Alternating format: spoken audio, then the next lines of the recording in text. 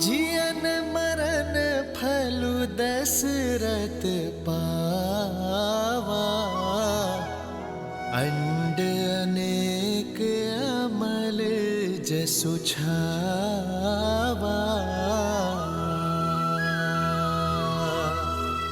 जियत राम विधु बदनु निहारा, राम बिरहा करि मरनु सवारा।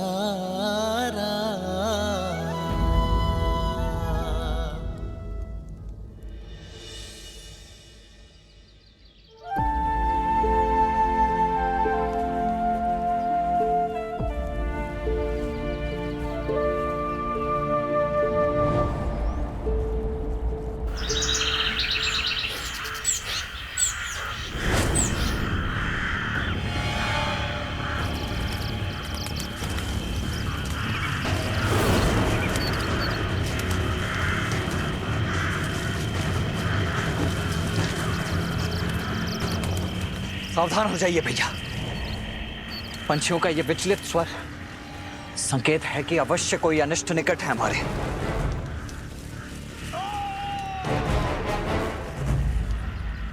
किसी मनुष्य का स्वर है ये, जैसे कि बहुत पीड़ा में हो।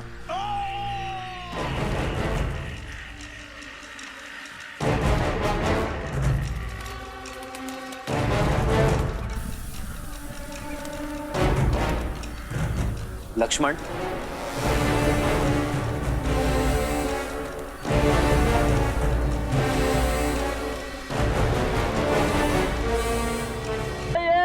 अरे दुस्साहस का दंड है ये ढोंगी। हमारे वन में आकर यज्ञ कर कर इसे अपवित्र करते हो।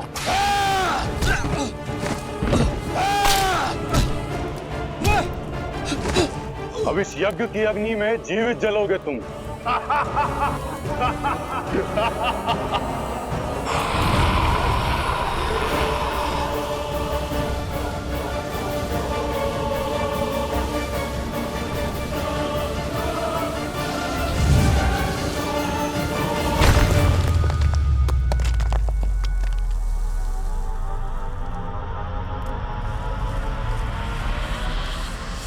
कौन है?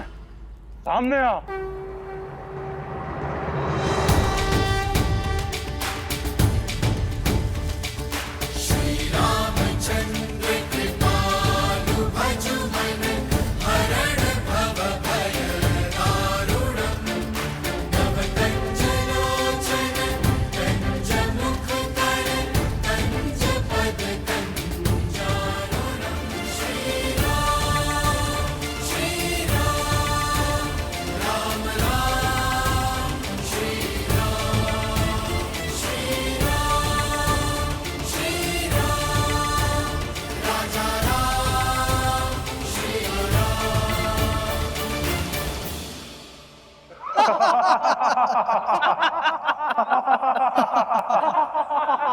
ओ, ये तो वनवासी बालक है।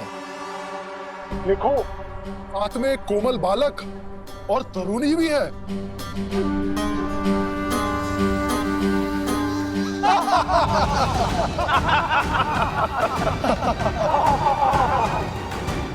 हमारे वन में हमें ललकार कर बहुत बड़ी भूल कर रहे हो नादान बालक। इन्हीं ऋषियों के साथ तुम्हारी भी आहुति देंगे। अभी एक क्षण में ज्ञात हो जाएगा कि कौन किसकी आहुति देता है। लक्ष्मण,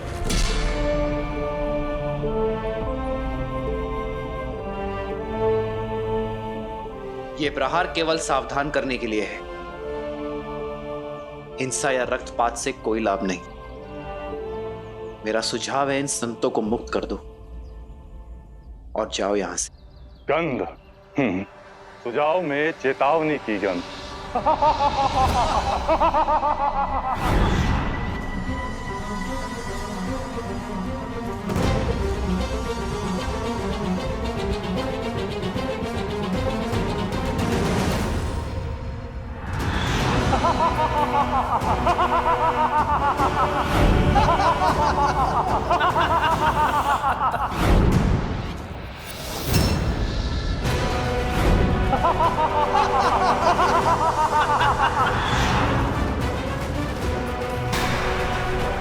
सीते,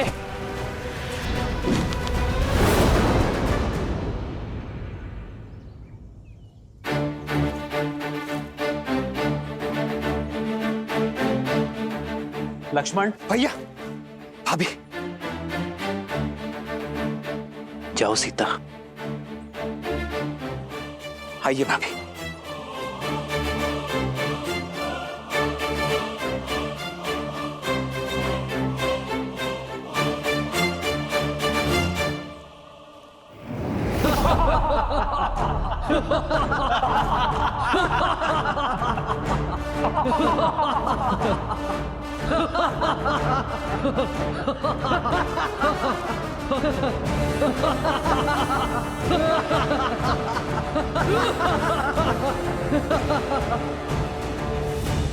संदेश उचित था मेरा।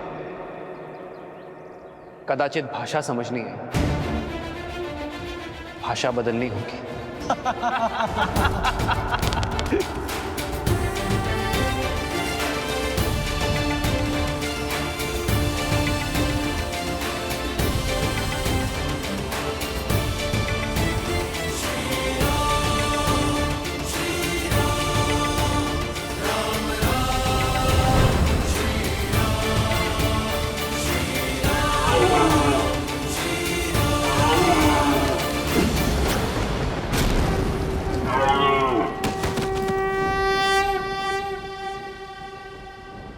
भैया,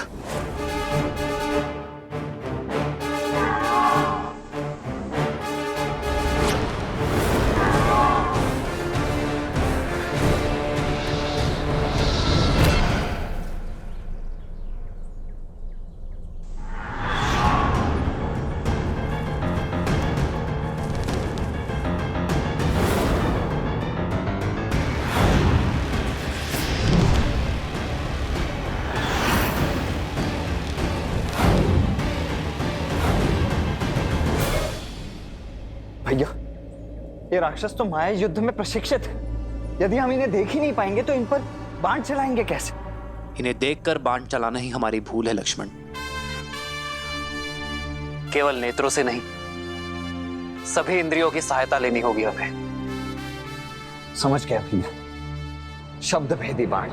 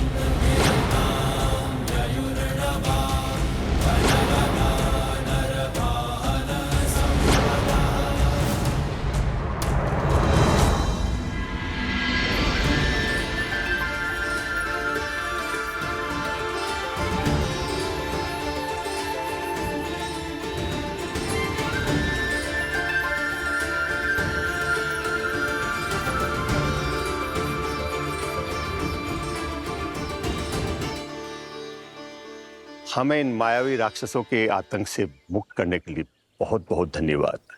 क्या हम हमारे तारणहार का परिचय जान सकते हैं? ऋषिवर, मैं अयोध्यापति दशरथ नंदन राम। राम, वही राम जिन्होंने ताड़का और अहिल्या का उद्धार किया, शिव धनुष भंग किया? जी हाँ ऋषिवर, वही दशरथ नंदन श्री राम। आज सारे तपों का फल मिल गया। यदि कोई आपत्ति ना हो, इस चित्रकूट वन में रुककर हम ऋषियों का भी उद्धार करें। हमें इन दुष्ट राक्षसों के प्रकोप से बचाए प्रभु। संतों की सेवा मेरी नियति है, आपत्ति नहीं। हम यही रुकेंगे ऋषिवर। क्या करना है जानते हो ना लक्ष्मण? जी भैया, भली भांति जानता हूं। वही जो हमने ताड़का और सुबाहु के साथ किया था, क्योंकि राक्षसों को भी विधाता ने उन्हीं पंच तत्वों से बनाया है जिनसे हम बने हैं। इसीलिए प्रत्येक जीव का अंतिम संस्कार रीति पूर्वक होना ही चाहिए, है ना भैया? शोक बिकल सब रोवहीं रानी, रूप सीलु बलु तेजु बखानी,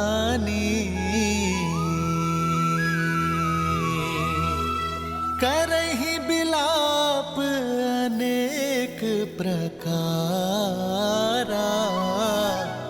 परहि भूमि तल बारहि बारा,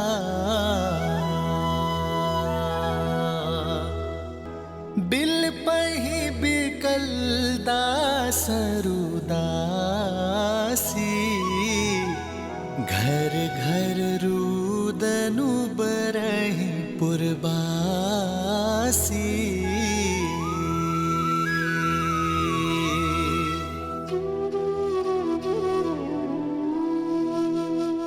आज अयोध्या में अंधेरा है और रघुवंश का ये सूर्य और तेजस्वी हुआ है।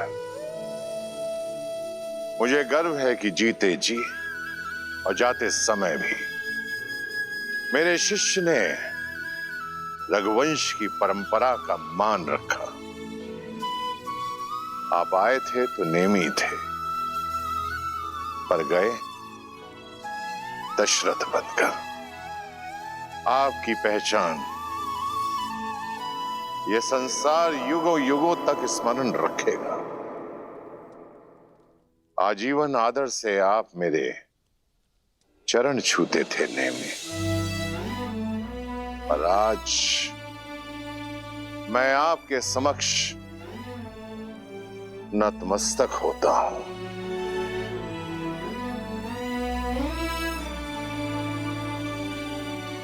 जिन्हें परम धाम जाना था वो तो चले गए आचार्य, पर जो यहां है उन्हें सांसारिक नीतियों का तो पालन करना होगा।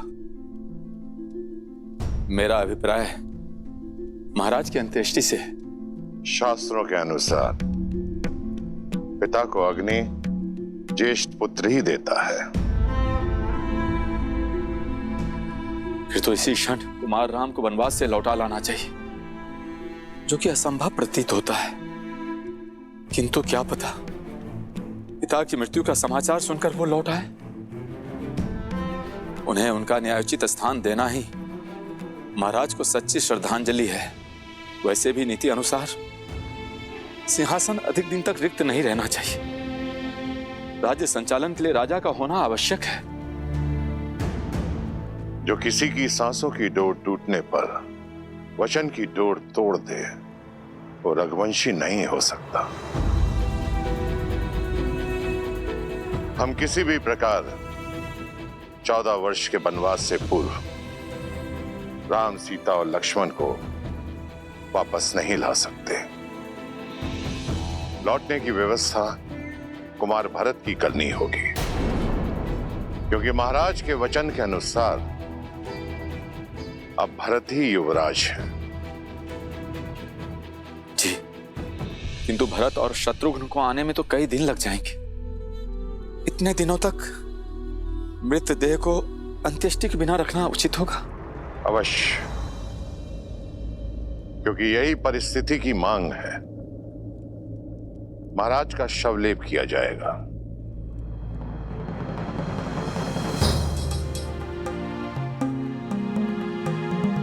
सैनिक, अयोध्या के सबसे तीव्र अश्रु लेकर कैकेयी पहुंचो और भरत और शत्रुघ्न को यह संदेशा दो कि मैंने एक विशेष उद्देश्य के लिए उन्हें तुरंत अयोध्या बुलाया है। महाराज अश्वपति और कुंवर युद्ध जीत के लिए अयोध्या से उपहार लेकर जाइएगा। अपनी भावनाओं को संतुलित रखना। महाराज के स्वर्गवास और राम के वनगमन की भनक भी उन्हें नहीं लगनी चाहिए। ये उन्हें यहां तक आने नहीं देगी।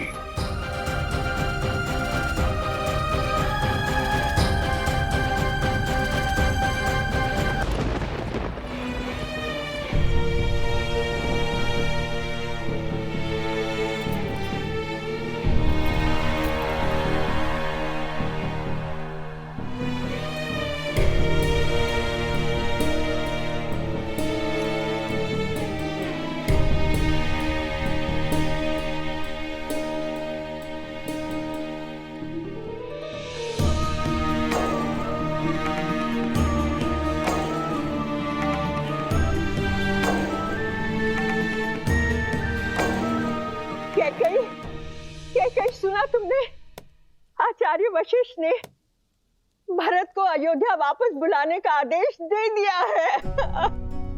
इसका अर्थ समझती हो? मेरा भरत लौट रहा है, अयोध्या का होने वाला राजा लौट रहा है।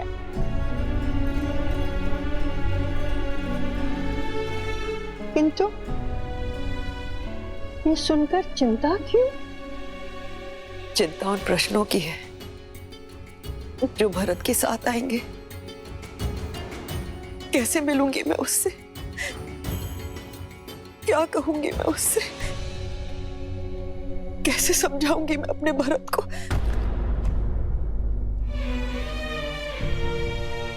मंत्रा,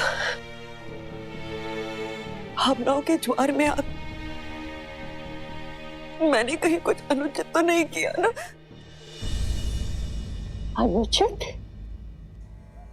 नहीं मेरी पुत्री कैकेयी, तुमने जो कुछ किया अपने भरत के लिए किया, उसके अधिकारों के लिए किया। किंतु अचानक ये क्या हो गया?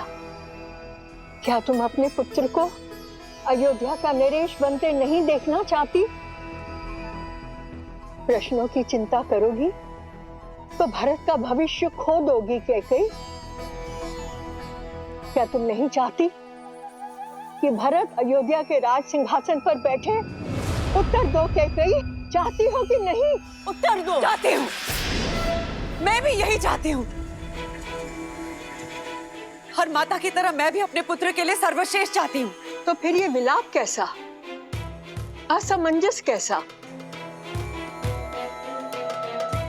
तुमने बिल्कुल ठीक किया मेरी पुत्री, बिल्कुल ठीक किया। सुना नहीं तुमने महाराज ने अपने अंतिम समय में क्या कहा था कि उनकी मृत्यु किसी श्रवण के पिता के श्राप से हुई है। तुम उसका कारण नहीं हो कैकेयी। किंतु अभी बहुत बड़ी परीक्षा शेष है। भरत के लौटने पर अपनी भावनाओं में मत बहना कैकेयी, संयम रखना। तुम्हारा मार्गदर्शन न केवल भरत का बल्कि पूरी अयोध्या का मार्ग प्रशस्त करेगा। किंतु महाराज का दाह संस्कार? पुत्र के बिना कैसा दाह संस्कार? महाराज के शरीर को तेल और औषधियों से लेपा जा रहा है। इसका अर्थ समझती हो कि भरत ही आकर उनका दाह संस्कार करेगा। समझ रही हो ना कैकेयी? कहीं ना कहीं पूरी अयोध्या ने यह स्वीकार लिया है कि उनका प्रारब्ध अब भरत के हाथ में है। भरी नृप तनु राखा, दूत बोलाई बहुरी अस भाषा।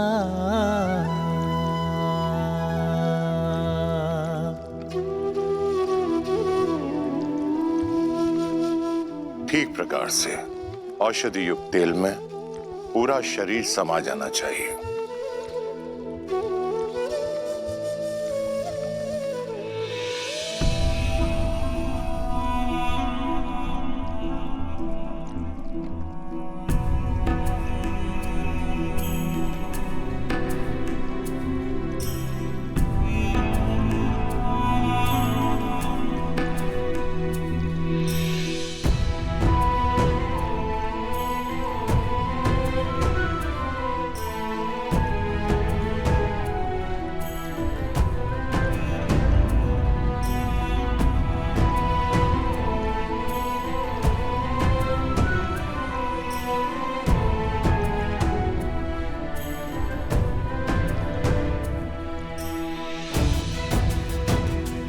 आपके दोनों वचन तो पूरे हो गए हैं ना?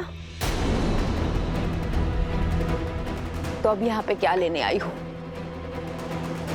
क्या अपनी लज्जा भी अपने पुत्र के साथ मायके भेज दी है? शांत हो जाओ सुमित्रा, शांत हो जाओ। क्षमा कीजिएगा दीदी, किंतु अयोध्या के प्रारंभ में ये पीड़ा नियति ने नहीं कैकई दीदी की कूटनीति ने लिख दी है।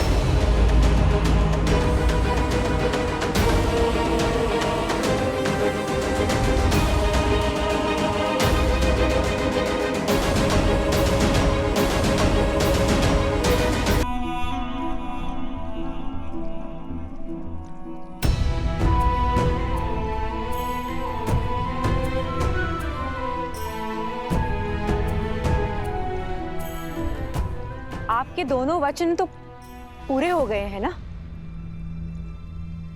तो अब यहाँ पे क्या लेने आई हूँ? मैं केवल एक बार महाराज को। प्रयास भी मत करना। आपके अशुभ स्वप्न ने महाराज के प्राण हर लिए और अब तो केवल शरीर बचा है, और उस पर मैं आपकी अशुभ छाया पड़ने नहीं दे सकती। जीवन लिया है आपने उनका, तो अब मृत्यु के पश्चात भी शांत नहीं रहने देंगी उन्हें शांति से रहने दीजिए।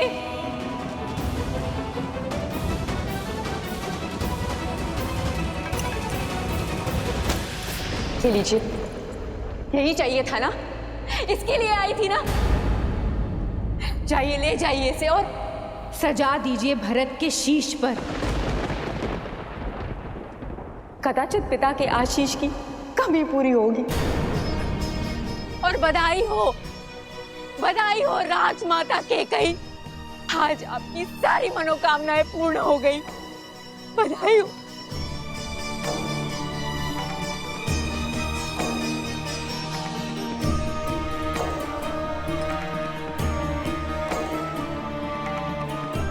इस प्रकार से मुख मोड़ के जाने से आप सच्चाई से मुख नहीं मोड़ सकती हैं दीदी। और सत्य यही है कि आपने हमसे हमारा सौभाग्य और अयोध्या से उसका भाग्य, हमारा राम, दोनों छीन लिया।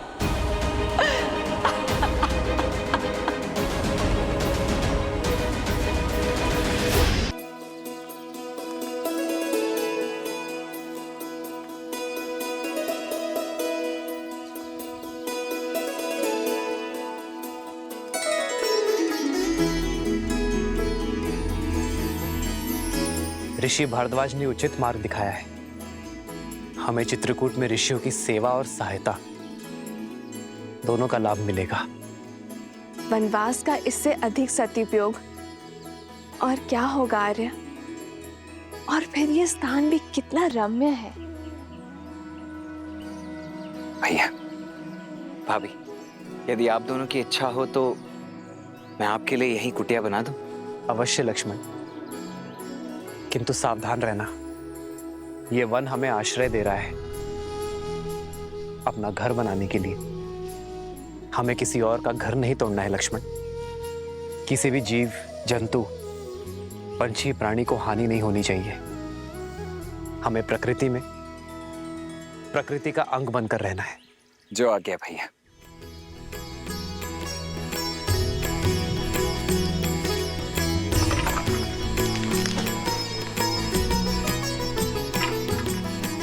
लक्ष्मण सिया सहित रघुराई, प्रेम सहित सब कुटिया बनाई।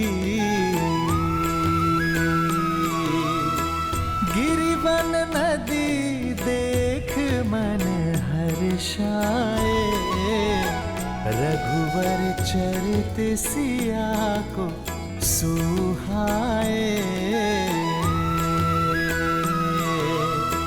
जब जब थक के बैठती माई, तब कंद मूल फल लाते रघुराई।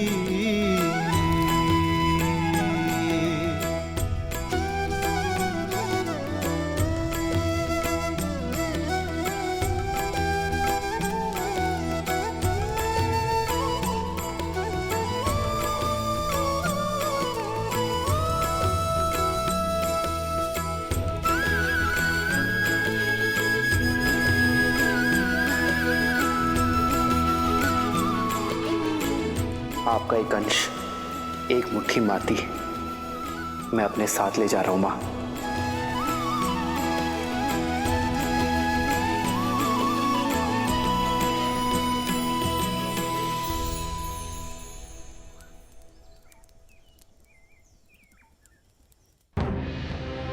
भरत क्या करेंगे आचार्य? अपनी माता की इच्छा के आगे नतमस्तक हो जाएंगे अथवा अपने पिता की भांति धर्म का साथ देंगे? राम का अनुज है भरत, और मुझे पूर्ण विश्वास है कि भरत जो करेगा उसका कर्म, उसका चयन अनंत काल तक इतिहास स्मरण रखेगा।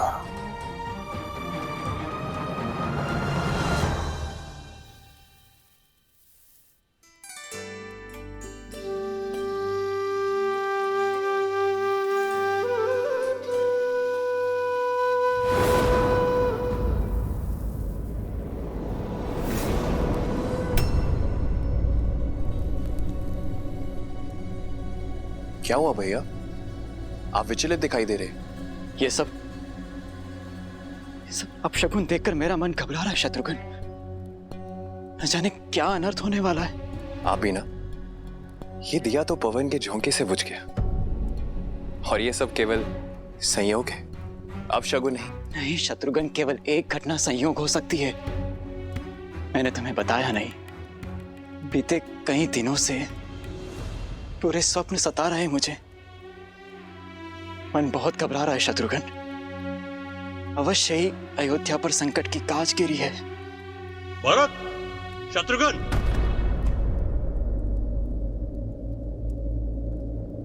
अयोध्या से कोई दूत आया है।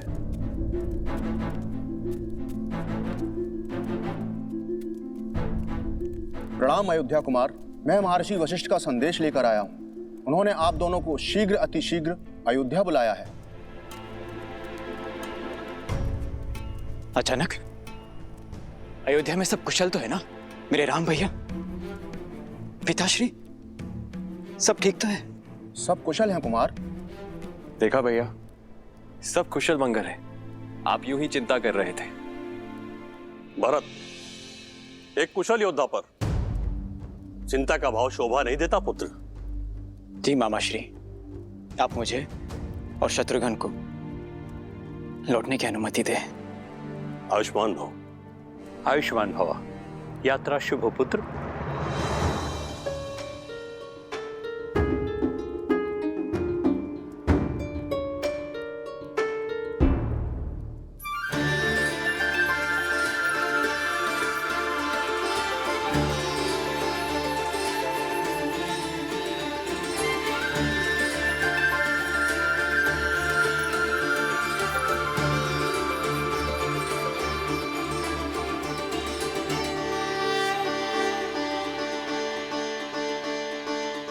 अद्भुत लक्ष्मण, बहुत सुंदर कुटिया बनाई है तुमने। आशा नहीं थी ये भी कला है तुमने। धन्यवाद भैया।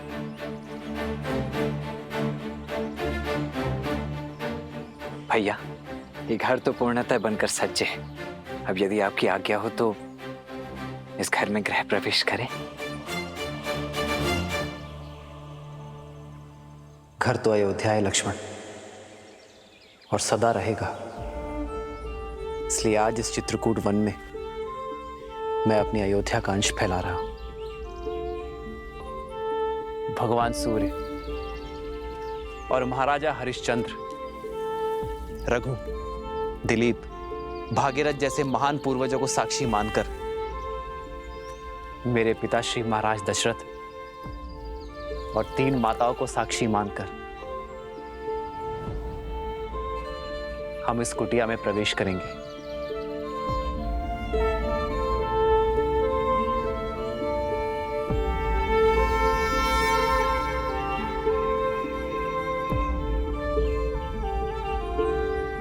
आओ।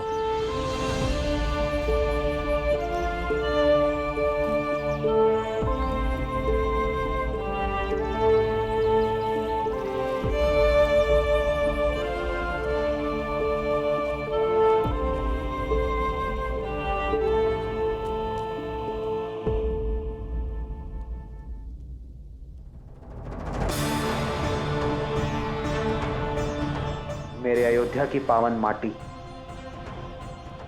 अयोध्या का मान, सम्मान और संस्कार की सूचक है आप। सदा धर्म के पथ पर चलने के लिए मेरा मार्गदर्शन करती रहना। अयोध्या की याद आ रही है ना भैया? नहीं लक्ष्मण, न जाने क्यों मेरा मन भारी हो रहा है।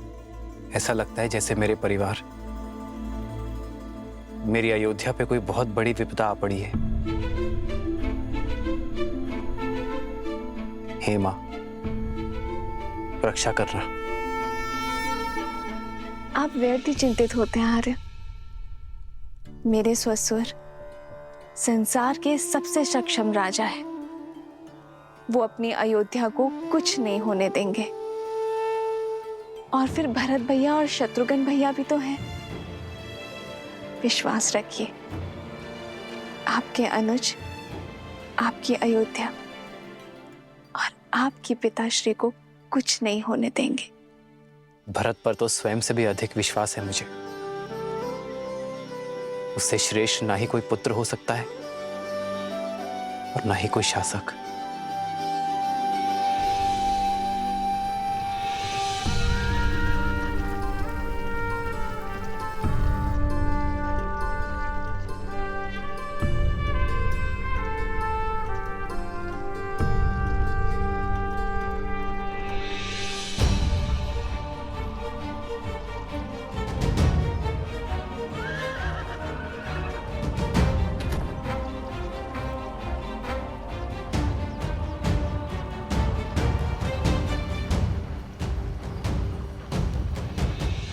अयोध्या में पहली बार कोई स्वागत नहीं मांडवी।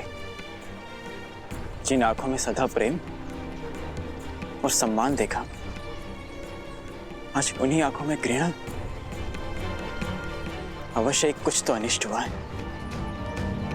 सारथी रथ की गति बढ़ाओ, मुझे तुरंत राम भाई और पिताश्री से मिलना है।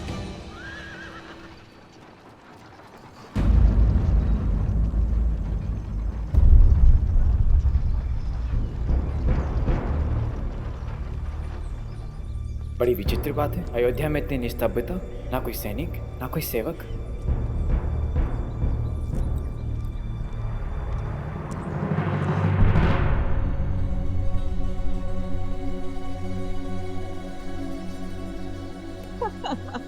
प्रतीक्षा की घड़ी समाप्त हुई। हमारा भरत आ गया। कैकेयी, भरत, मेरा भरत। रुको रुको कैकेयी, ये आंसू लेकर जाओगी भरत के पास? अपने आप को संभालो कैकेयी, माता धन को समझो। भरत को अपने समर्पण, अपने प्रेम के मोल और मांगे हुए वचन का महत्व समझाओ। समझी कैकेयी? अयोध्या में भरत की भेंट सबसे पहले मुझसे होनी चाहिए। जाओ, अगर मुझसे पहले भरत ने अपने पिताश्री के मृत शरीर को देख लिया तो ना वो मेरी बात सुनेगा, ना जो मैं कहना चाह रही हूं वो समझने की कोशिश करेगा। जाओ, शीघ्र करो। हाँ।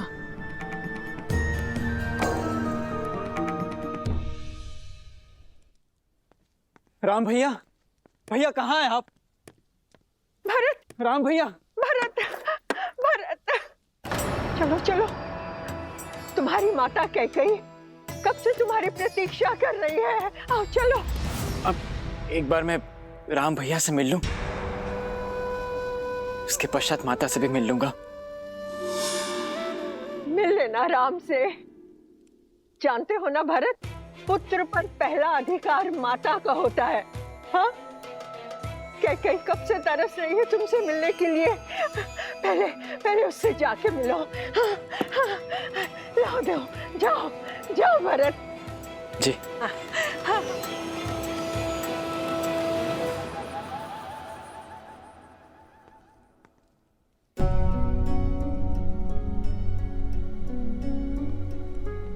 माता,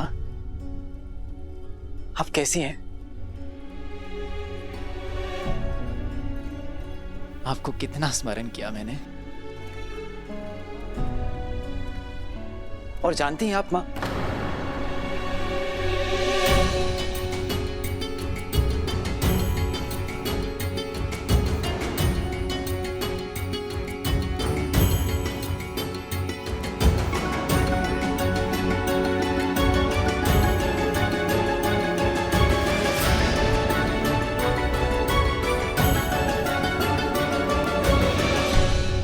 माता,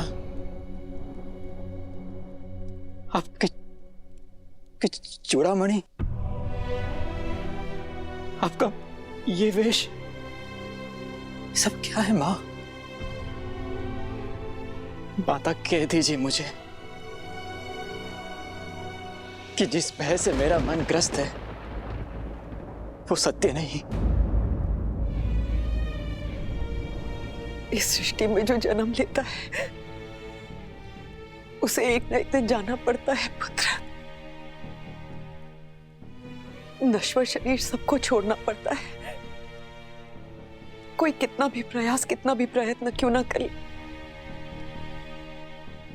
किंतु अमर कोई नहीं।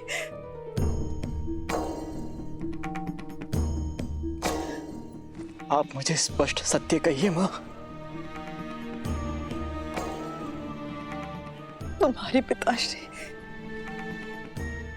महाराज दशरथ ये सत्य यथार्थ कर हमें सदैव के लिए छोड़कर चले गए।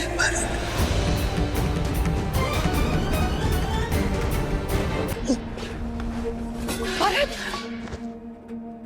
नहीं नहीं,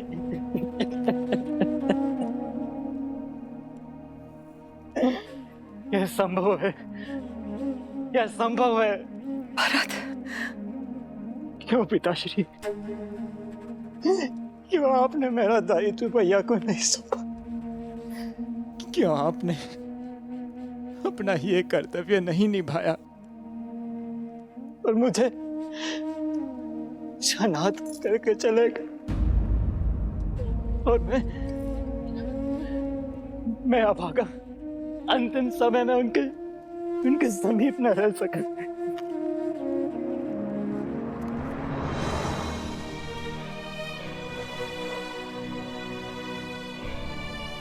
रघुकुल के कुमार हो तुम,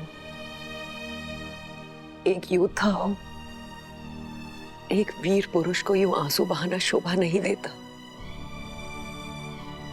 महाराज, अभी तो बहुत बड़े बड़े दायित्व निभाने हैं तुम्हें, बहुत बड़े बड़े। माँ, क्या पिताश्री ने अंतिम समय मेरा स्मरण किया था? उन्हें प्राण त्यागने से पहले उन्होंने मेरा नाम पुकारा था क्या? बताइए ना माँ, बताइए ना। अवश्य ही पुकारा होगा। उससे बहुत स्नेह करते थे वो। तुम्हारे पिता की स्नेह की डोर सिर्फ राम से जुड़ी थी। अपनी अंतिम श्वास तक राम का ही स्मरण करते रहे। राम नाम रटते रटते अपने प्राण तक त्याग दिए उन्होंने। क्या भैया का स्मरण करते हुए प्राण त्याग दिए? अर्थात भैया भी यहां नहीं थे। माँ, भैया कहाँ थे? मैंने पूछा माँ, भैया कहाँ हैं?